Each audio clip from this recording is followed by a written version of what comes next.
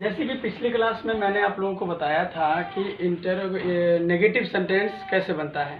पहले अफर्मेटिव पढ़े थे, फिर नेगेटिव सेंटेंस भी पढ़े, और इस क्लास में हम लोग पढ़ेंगे कि इंटरोगेटिव सेंटेंस किसे कहते हैं और ये सेंटेंस कैसे बनता है। इंटरोगेटिव सेंटेंस ऐसे सेंटेंस को कहा जाता है जो क्या से शुरू होता है। किससे शुरू होता है?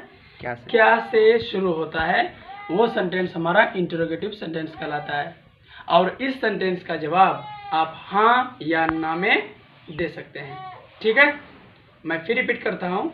ऐसा सेंटेंस जिसका जवाब आप हाँ या ना में दे सकते हैं और जो क्या से शुरू होता है, यानी सेंटेंस के सबसे पहले क्या लिखा हुआ रहेगा।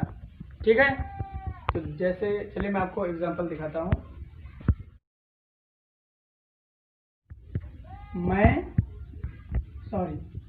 यहाँ पर होगा क्या से शुरू होगा, जैसे क्या तुम गरीब हो।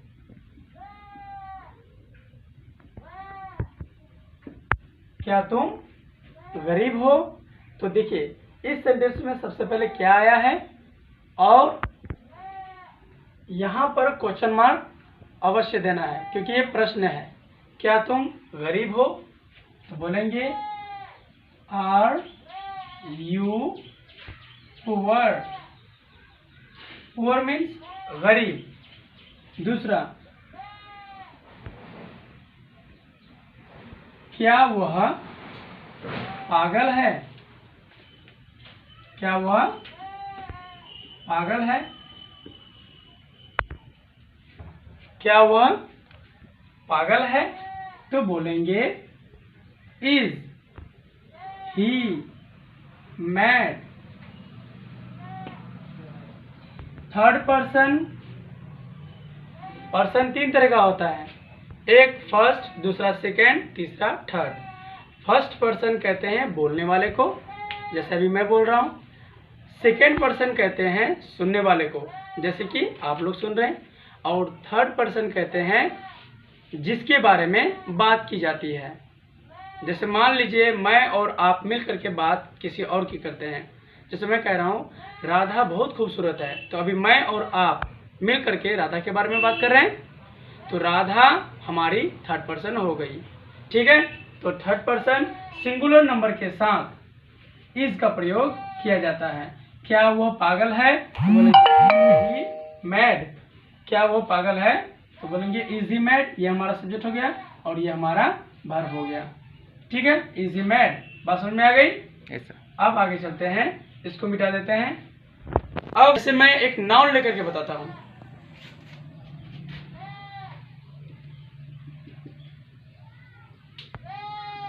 क्या गीता एक पागल लड़की है। क्या गीता एक पागल लड़की है।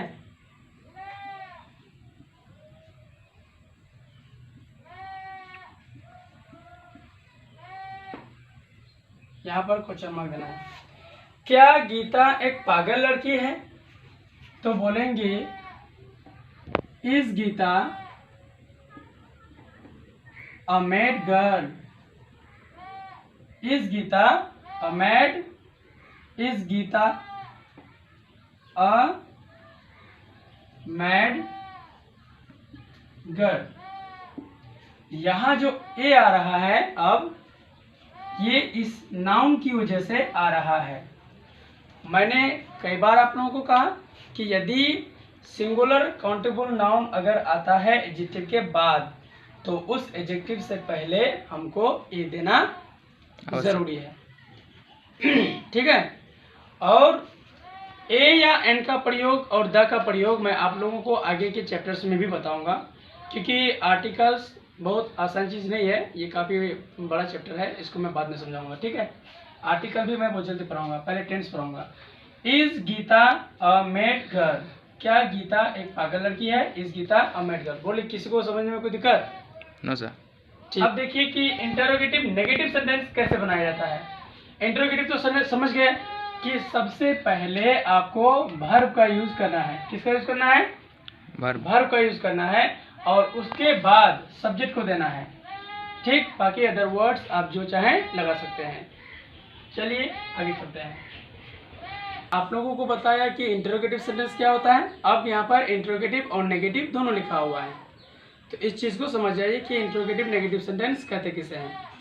इंटरोगेटिव और नेगेटिव, इंटरोगेटिव नेगेटिव सेंटेंस उसे कहा जाता है जिस सेंटेंस में क्या और नहीं दोनों लगा हुआ रहता है, यानी जो सेंटेंस क्या से शुरू हो और उस सेंटेंस में नहीं भी आए।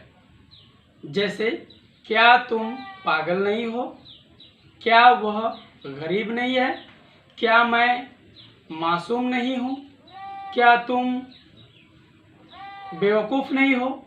इस तरह के सेंटेंसेस में क्या और नहीं दोनों ही आ रहा है। तो क्या लगाने से सबसे पहले हम क्या लगाए तो ये इंट्रोगेटिव बना, फिर नहीं भी लगाए तो ये नेगेटिव भी बना, इसीलिए इसका नाम पड़ गया क्या, इंट्रोगेटिव नेगेटिव सेंटेंस।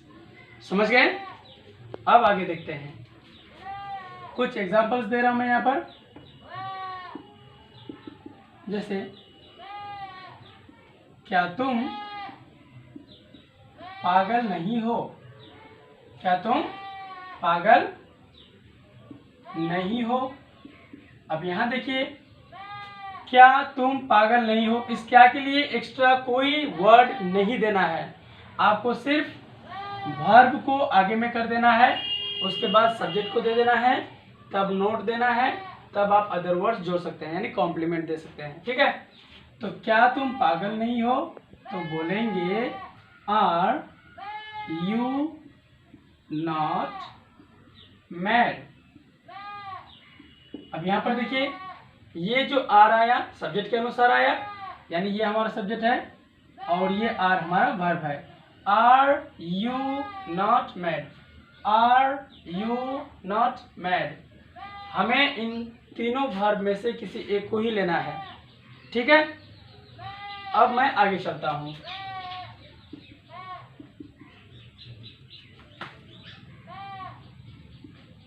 क्या गीता एक अच्छी लड़की नहीं है।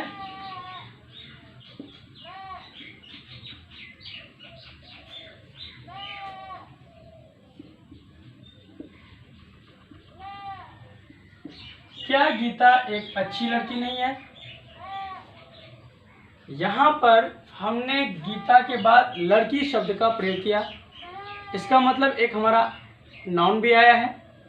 देखिए कैसे बनता है ये सेंटेंस, तो बोलेंगे is Gita not a mad girl. क्या बोलेंगे जी, is Gita not a mad girl, is Gita not a mad girl. ये नाउन है गर्ल हमारा, इसलिए यहाँ पर आर्टिकल ए आएगा, क्योंकि ये हमारा सिंगुलर और काउंटेबल नाउन है। जब किसी सिंगुलर काउंटेबल नाउन के पहले एक एडजेक्टिव का प्रयोग होता है और जब किसी सिंगुलर काउंटेबल नाउन के पहले एक एडजेक्टिव का प्रयोग हो तो आर्टिकल ए या एन का जो स्थान होता है वो एडजेक्टिव के पहले होता है, इसलिए is Gita not a mad girl कहेंगे। आप ऐसा बिल्कुल नहीं बनाएंगे, is Gita not mad a girl.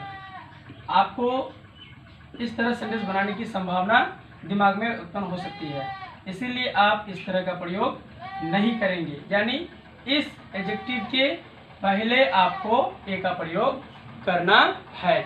इतनी सी बात समझ गए? Yes sir.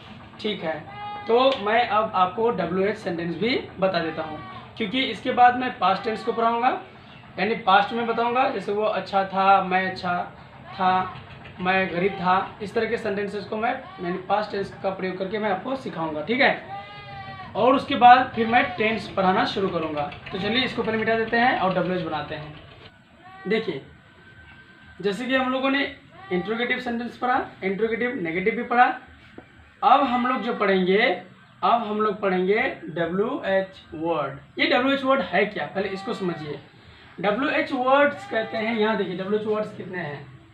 यहाँ पर मैं कुछ वर्ड्स देता हूँ, जैसे वाई मतलब क्यों, व्हाट मतलब क्या, वेयर मतलब होता है कहाँ, व्हेन कब, हु कौन, whom किसे, ठीक है। और भी है हाउ कैसे। तो इन सब को WH वर्ड्स कहा जाता है। विच है और भी है, इन सबको क्या कहा जाता है, इन सबको कहते हैं WH words. Why, what, where, when, who, whom, how. इन सब के मीनिंग्स भी आप लोगों को दिखाई दे रहे हैं, ठीक है। अब देखिए कि कैसे सेंटेंसेस बनाए जाते हैं। WH वर्ड्स ये जो होते हैं ना, इनका प्रयोग सेंटेंस के बीच में रहता है। जैसे तुम कौन हो, तुम क्या हो, वो कहाँ है, तुम यहाँ क्यों खड़े हो, गीता कहाँ है। तो कब, क्यों, कैसे, कहाँ, इस तरह के जब शब्द सेंटेंस के बीच में रहे तब फिर आप इसका जवाब हाँ या ना में नहीं दे सकते। आपको मैंने पूछा आप कहाँ हैं, आप कह रहे यस सर। फिर मैंने आपसे पूछा आप कहाँ हैं, तो आप कह रहे नो सर, तो हमको गुस्सा आएगा। मैं तुमको पूछ रहा हूँ कि तुम कहाँ हो और तुम हमको जवाब दे रहे हो कि यस सर, नो सर। सवाल का जवाब सही मिल रहा है? नहीं मिल रहा है। इसीलिए हमको इसका जवाब यानी WH का जवाब कम से कम एक सेंटेंस में आपको देना पड़ेगा। You will have to give the answer at least in one statement। आपको कम से कम एक स्टेटमेंट में इसका जवाब देना होगा। बात समझ में आ गई? इसीलिए यहाँ कुछ सेंटेंसेस को देखिए फिर समझिए। तुम कौन हो, तो बोलेंगे हु। कौन की अंग्रेजी मैंने यहाँ दे रखा है ना। हु के साथ आर यहाँ लगाएंगे, क्योंकि आने वाला जो हमारा सब्जेक्ट होगा हु आर यू, जो हम बोलेंगे ये तुम यानी कि जो आ रहा है हमारा कॉम्प्लीमेंट तुम। हु आर यू, तुम कौन हो, इस यू के अनुसार ही हमारा यहाँ का वर्ब होगा। दूसरा, तुम क्या हो, तो बोलेंगे what are you. What are you क्या क्या अंग्रेजी व्हाट के बाद देखो WH वर्ड दीजिए व्हाट। ऐसा WH वर्ड हमारा व्हाट हो गया। व्हाट के जस्ट बाद देंगे आर, क्योंकि यू आने वाला है। व्हाट आर यू,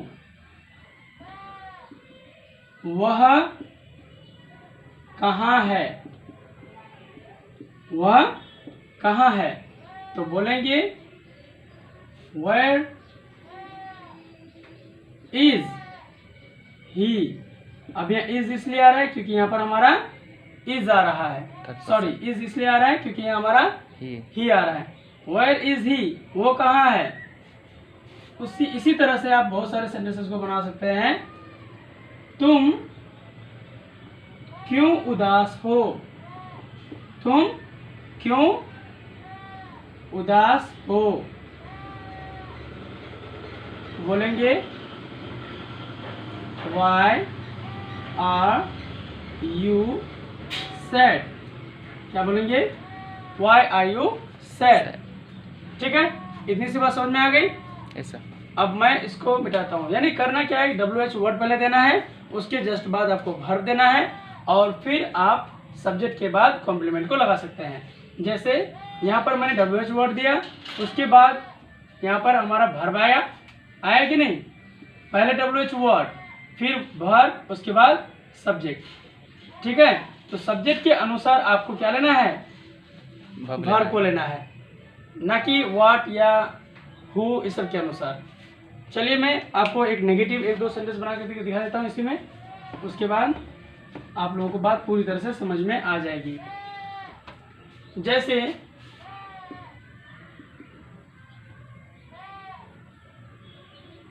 तुम इस तरह के नेगेटिव सेंटेंस बनाने के लिए अक्सर आपको ज़्यादा मेहनत करने की कोई ज़रूरत नहीं है।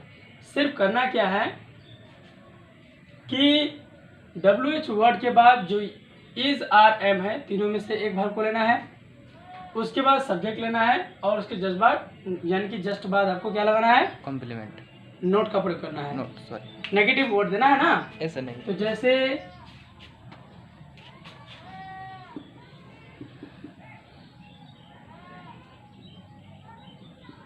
तुम क्यों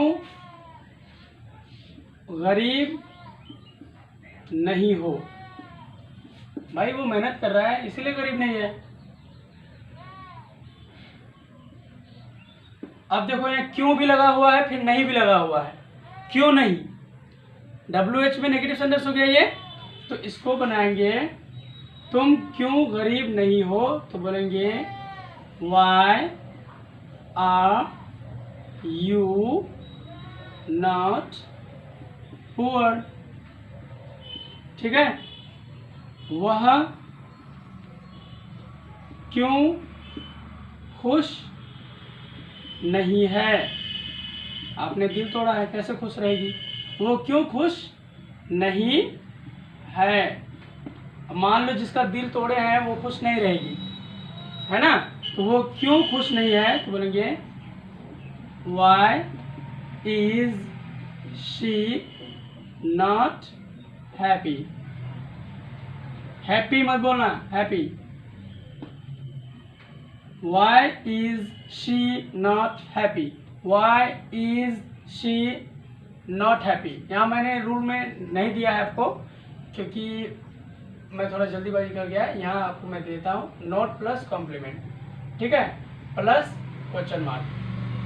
तो Why is she not happy। बात क्लियरली समझ में आ गई आप लोगों को, इससे कोई दिक्कत? No sir. ठीक है, तो आज इतना ही रहने दीजिए। नेक्स्ट जब मैं क्लास आप लोगों को लूँगा तो उसमें फिर पास्ट टेंस को पढ़ा दूंगा, ठीक है, उसके बाद फिर टेंस शुरू कर देंगे।